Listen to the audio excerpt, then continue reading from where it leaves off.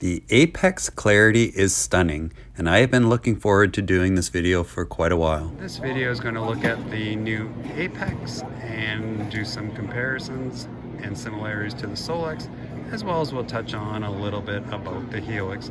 As always, if you find this video enjoyable or helpful, a like, share, subscribe is always very much appreciated. So this is at the Toronto Boat Show, and this is a 19-inch Apex. And we have it connected to a TV up here, and that is done through an HDMI cable. So this is the back of an Apex 13. You can see there's 12-volt power. There's a Namiya 2000 connection, an Ethernet 2, an Ethernet 1. You also have a GPS Namiya connection. We have an HDMI in, an HDMI out, and we have a 2D DI SI360 connection and another 2D port here as well. So right here we have the dual channel chirp sonar ports, and the yellow you can see is 2D down imaging, side imaging 360, where you could plug your Humminbird transducer into.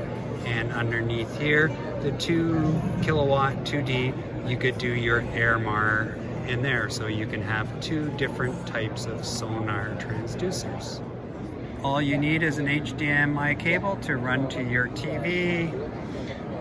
And there's the image there up on the TV. And here's the image on the Apex 19. Humminbird does sell optional HDMI in cables and out cables, and they do plug into the back of the Apex slightly differently. There's the part number for the HDMI in cable. There's the part number for the HDMI out cable, and they fit all Apex 13, 16, and 19-inch models. Any accessory that you would use an HDMI cable, for example an underwater camera, you would be able to view it on your Humminbird screen. Apex and Solix are networkable. A Helix must have an end to be networkable. Like all other Humminbird units, you can see that there is a label there for the Apex 13, and that's located on the back on the underside. So if you're not sure what unit you have, all you have to do is go to that label there, and it will tell you. In this case, it's the Apex 13 MSI Plus. So we have a Solix 12 MSI Plus, and it is a G3, as you can tell. And here is the back of the Solix. And you have power, speed, and temp, Namiya 2000. Another Namiya output here, your Ethernet, and your transducer port. The Apex has dual Ethernet and sonar ports, while the Solix has one. This is the original Apex, so it does not have a Gen at this point. You would consider it a Gen 1, whereas the Solix are now Gen 3.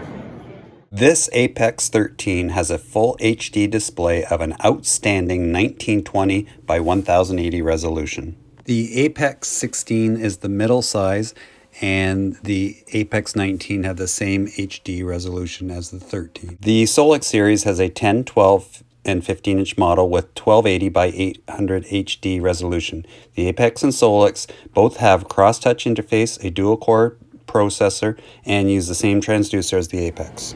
If you are a Solix user, the Apex uses the same basic operating system as the Solix, so you will have no trouble adjusting to learning how to use the Apex. As many of you know from my YouTube channel, I am a Humminbird Helix guy, but that does not mean that I do not appreciate the touchscreen capabilities and some of the advanced functions of the Apex and Solix units provided by Humminbird. There are many similarities on the buttons of the Apex and Solix to the Helix. For example, you have a power key, a menu key, which is indicated by the 3 lines. You have a mark key, you have a go-to. There's a toggle switch on the Apex and Solix, which is like your cursor control key. You have an X, which is exit, a check mark, a plus minus. Helix users don't need to be intimidated by the Apex or Solix. The slim fit, sleek design of the Apex gives you multiple in-dash mounting options, and they will flush mount quite easily. The power draw of the Apex 13 is 4.3 amps in comparison to 2.7 amps for the Solix 12. So the Apex power draw is higher than the Solix. The Apex and Solix can save the same number of waypoints, routes, tracks, and points. The Apex and Solix will both store up to 10,000 waypoints. In comparison, the Humminbird Helix stores waypoints from 2,500 to 2,750. The Apex and Solix are touchscreen units, but the cross-touch interface means you can use the buttons, or you can use the touchscreen. You have the option of using both. The touchscreen is quick and easy to navigate. Take a look at the views button there, and Mike's gonna pick a screen, and there it is. And it's all touchscreen, very quick transition. And you can see it's just a quick look at how we can use the buttons to navigate. If it was rough, you might be able to do that. There's a toggle switch, which is like the cursor control key on the Helix, and it's just that quick to use the buttons. The Humminbird Helix is run by the buttons and is not a touchscreen series. Here are the buttons for the Apex unit, and they will be exactly the same as the Solix. Here's the Solix 15, and as you can see, it's the exact same setup on the buttons. This is the Solix 15, and it has the full-size SD card slot. The Apex series has dual micro SD card slots.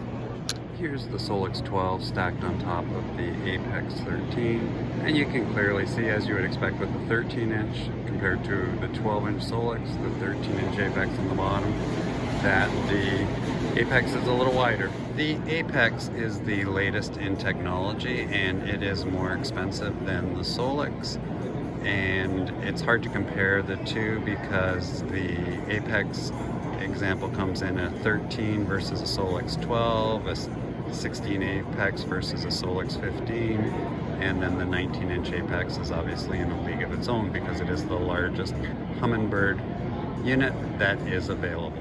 The Apex units show 1, 2, 3, 4, 5, 6 options here in your favorites, with an additional 6 here.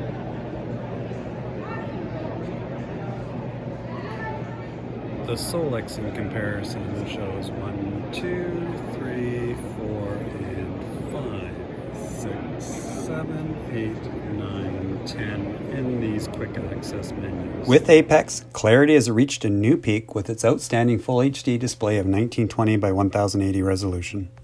Just look at the amazing clarity of this Humminbird Apex image. Thanks for watching, and as always, a like, share, subscribe is always very much appreciated. Take care, and bye for now.